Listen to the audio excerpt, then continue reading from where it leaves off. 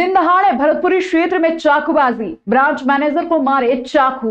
SP अस्पताल और additional SP घटनास्थल पहुंचे। उज्जैन में आज दोपहर को भरतपुरी क्षेत्र में एक निजी फाइनेंस कंपनी के ब्रांच मैनेजर को अज्ञात बदमाशों ने चाकू मारकर घायल कर दिया। पुलिस बदमाशों की तलाश कर रही है। चाकूबाजी की यह घटना दिन दहाड़े माधवनगर थाना क्षेत्र के भरतपुरी इलाके में हुई, जहां 3 अज्ञात बदमाशों ने फाइनेंस कंपनी के ब्रांच मैनेजर मनीष शर्मा को चाकू मारकर घायल कर दिया और मौके से फरार हो गए। घायल को जिला अस्पताल में भर्ती कराया गया। घटना की खबर मिलते ही एडिशनल एसपी गुरु प्रसाद पाराशर और सीएसपी दीपिका शिंदे मौके पर पहुंचे। वहीं एसपी सचिन शर्मा ने भी जिला अस्पताल पहुंचकर घायल से बातचीत की और घटना के संबंध में जानकारी लेने के बाद मीडिया को बताया कि फिलहाल बदमाशों की पहचान नहीं हो सकी है। उज्जैन जिले के थाना माधवनगर अंतर्गत जो पोल्यूशन कंट्रोल रूम का ऑफिस है, उसमें उसके सामने एक चाकूबाजी की घटना हुई थी। यहाँ जो विक्टिम हैं उनको देखा गया था, उनके पैरों में खासकर घुटने में और जांघ के ऊपर चोट है। इसमें प्रथम दृष्टया अपराध तत्काल कायम किया जाएगा। घटनास्थल को देखा गया है, सुरक्षित किया गया है। अभी जो घटना के साक्षी हैं या फरियादी हैं, उनके द्वारा ये नहीं बताया गया है कि वो किस कारण घायल हुए हैं या जिन्होंने हमला किया उसका कारण क्या था या क्या उनको पहचानते थे या नहीं पहचानते थे। तो जो तकनीकी साक्ष्य होते हैं उनके आधार पर आगे की कार्रवाई हम लोग करेंगे। वही घायल ने भी मीडिया से चर्चा करते हुए बताया कि जिन बदमाशों ने उसे चाकू मारे हैं उन्हें नहीं पहचानता हूं और ना ही किसी से मेरी कोई दुश्मनी है। हालांकि पुलिस घटनास्थल के आसपास के फुटेज खंगाल रही है। मैं मेरे काम से गया था वकील साहब गुप्ता जी के यहाँ। वहाँ से मेरा काम निपटा के निकला और जैसे ही सुरेंद्र मरमट जी के ऑफिस के थोड़ी सी आगे वहाँ तक पहुँचा, इतने में एक जना आया, उसने मेरे को लप्पड़ मारा। बोले पहचान नहीं रहा है क्या। फिर दूसरा लप्पड़ भी मारा उसने। मैं उससे पूछूं, इतने में दूसरा व्यक्ति आया, उसने चाकू मारे मेरे को। 3 चाकू मारे, 2 जांघ पे लगे हैं और एक घुटने में लगा है। और एक व्यक्ति और आया पीछे से बेड लेके। तीनों ने मेरे को मारा। एक 60 सेकंड में अच्छा खासा मार कूट के और अपना इस्कॉन मंदिर वाला जो रोड है वहाँ से निकल लिए वो। कोई पुरानी दुश्मनी किसके साथ आप गए थे? कोई दुश्मनी नहीं है। मैं मेरे काम से गया था। किसके साथ? इसके पहले भी मेरी किसी से कोई दुश्मनी थी। खेत पर खेल रही 2 मासूम बहनों ने खेतों में छिड़काव के लिए रखा कीटनाशक पी लिया। दोनों बेहोश हो गई। मां ने देखा और कीटनाशक दवा देखी तो उसने भी डर के कारण कीटनाशक पी ली। तीनों को गंभीर हालत में जिला अस्पताल लाया गया, जहां एक मासूम की मौत हो गई और दूसरी बेटी की रात को उपचार के दौरान अस्पताल में मौत हो गई। वहीं मां की हालात गंभीर हो अस्पताल में भर्ती किया गया है। माखड़ोन थाना टीआई बीएस देवड़ा और परिजन नारायण सिंह ने बताया कि मामला ग्राम पेटसिया का है। पूजा पति सरदार चौहान की 2 बेटियां मुस्कान 3 वर्ष और पूनम 5 वर्ष को परिजन गंभीर हालत में जिला अस्पताल लेकर पहुंचे थे। कुछ देर बाद चरक भवन में मुस्कान की मौत हो गई। वहीं दूसरी बेटी पूनम की उपचार के दौरान देर रात मौत हो गई और मां पूजा की हालत गंभीर है, जिसका निजी अस्पताल में उपचार जारी है। परिजन नारायण सिंह ने बताया कि पूजा और उसकी दोनों बेटियां दोपहर में खेत पर गई थी, जहां दोनों बेटियों को मेड़ पर छोड़कर पूजा पानी फेरने चली गई थी। पूजा ने दोनों बेटियों की कीटनाशक पीने पर मौत होना मानकर डर के कारण खुद भी कीटनाशक गटक लिया। तीनों को बेसुध बड़ा देख आसपास के ग्रामीणों ने परिजनों को सूचना दी। तीनों बाप बेटे कुएं पे पानी फेरने गई थी सर, तो उसकी मम्मी पूजा भाई इनको मेड़ पे छोड़ के कुएं में मोटर चालू करने चली गई।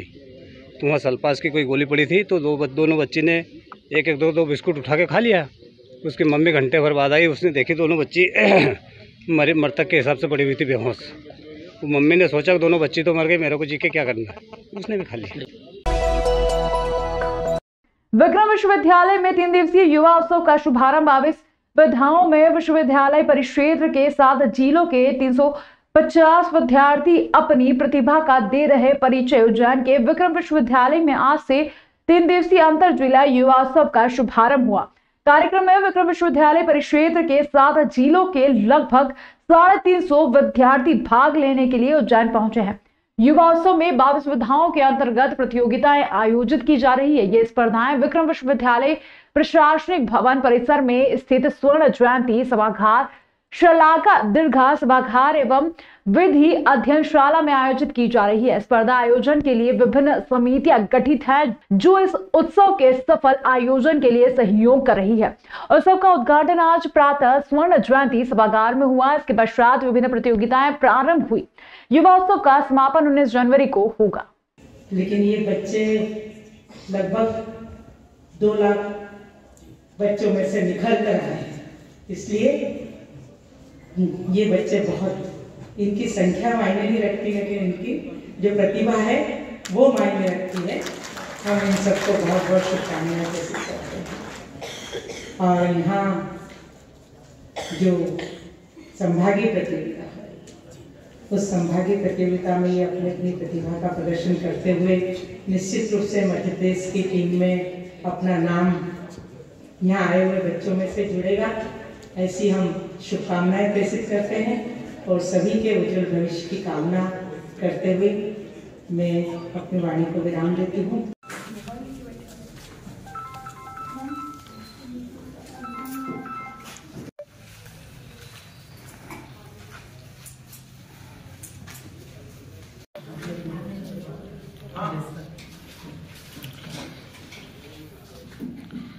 स्वागत करना हमारा फर्ज है। स्वागत करता हूँ, अभिनंदन करता हूँ। मैं खासतौर से उन बच्चों से जो यहाँ पे पार्टिसिपेट कर रहे हैं, सिर्फ एक बात कहना चाहूँगा कि लगभग वो सभी बहुत सारे पेरेंट्स और बच्चे सोचते हैं कि हम यदि पढ़ाई लिखाई कर रहे हैं बस वही हमारा जीवन है और ये सब कहीं सांस्कृतिक कार्यक्रमों में या इस तरीके की चीज़ों में पार्टिसिपेट नहीं करते हैं। बहुत कम संख्या में बच्चे करते हैं पार्टिसिपेट। लेकिन मैं उनको बताना चाहूँगा कि जीवन के किसी भी क्षण में इन कलाओं का हमें कहाँ पे उपयोग हो जाए। खास तौर से आज नई शिक्षा नीति आई है और आप सोचे इन कलाओं का कितना बड़ा उपयोग। खाली एक उदाहरण में बताना चाहूँगा, आप सभी लोग अर्जुन को जानते हैं, महाभारत देखी होगी, पढ़ी नहीं होगी तो कम से कम देखी होगी, देखा है ना। अर्जुन कैसे फेमस थे, अर्जुन के बारे में हम क्या बोलते हैं, मतलब कैसे फेमस थे वो, धनुर्धर थे ना।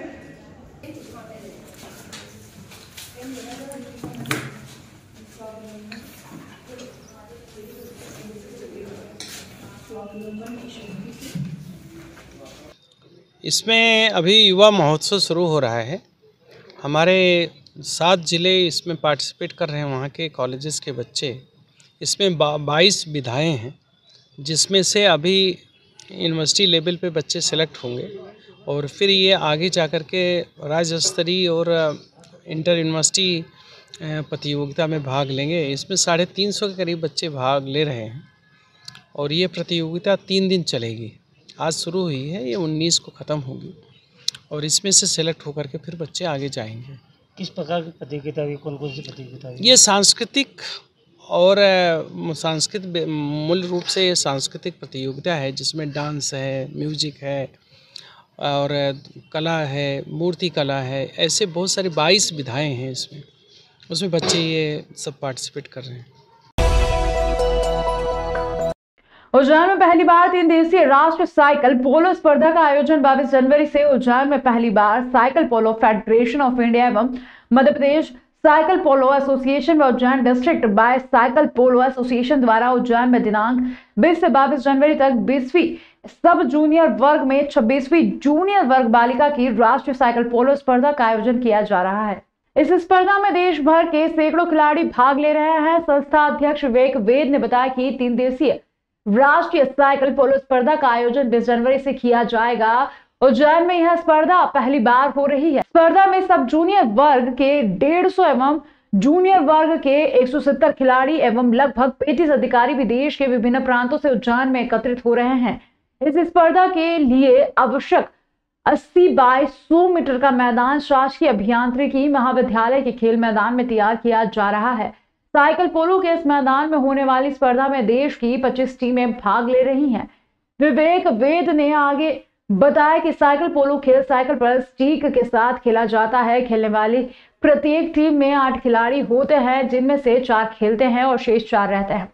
यह खेल 4 राउंड में पूरा होता है। इसमें प्रत्येक टीम अपनी प्रतिद्वंदी टीम पर गोल करती है और जो टीम सबसे ज्यादा गोल करती है वह विजेता कहलाती है।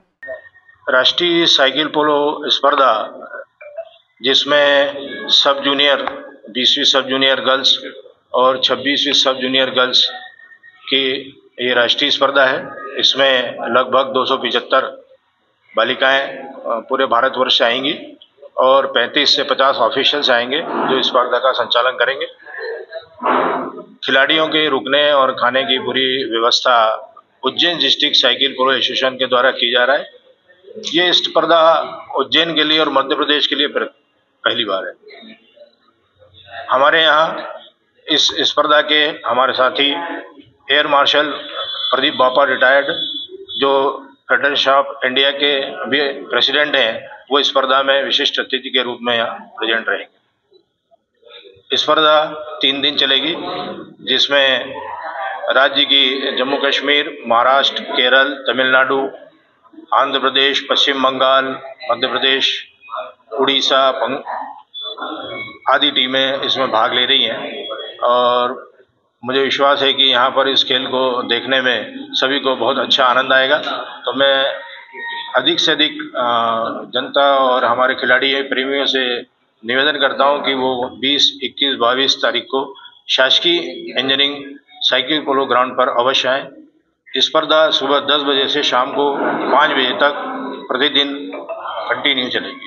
किस प्रकार की स्पर्धा किन गाँवों में होगी, कितने समय का गेम होता है, कितने खिलाड़ी? ये स्पर्धा जो है वो इसमें 40 मिनट का पूरा एक मैच होता है, 30 मिनट खेल होता है, 10 मिनट इसमें रेस्ट का होता है।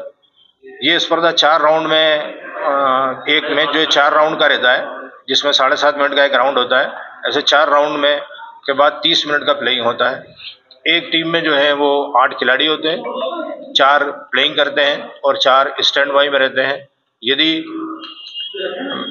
खिलाड़ी चाहते हैं तो वो एक राउंड के बाद अपने खिलाड़ी को चेंज कर सकते हैं। इसमें गोल सिस्टम होता है। पूरे समय में जो टीम अधिक गोल करती है वो विजेता कहलाती है।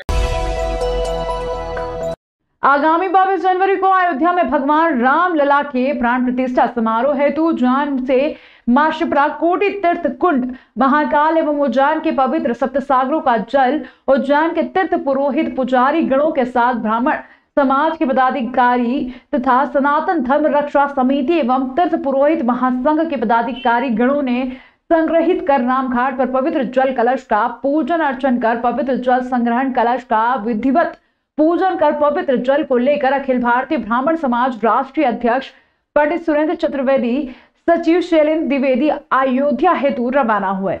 इसके पूर्व रामघाट तीर्थ पर आचार्य वेद प्रकाश त्रिवेदी, मराठा गोर के संयोजक ने पवित्र जल संग्रहण कलश का व मां शिप्रा का पूजन कर अयोध्या ले जाने वाले पवित्र जल का पात्र का पूजन अर्चन किया।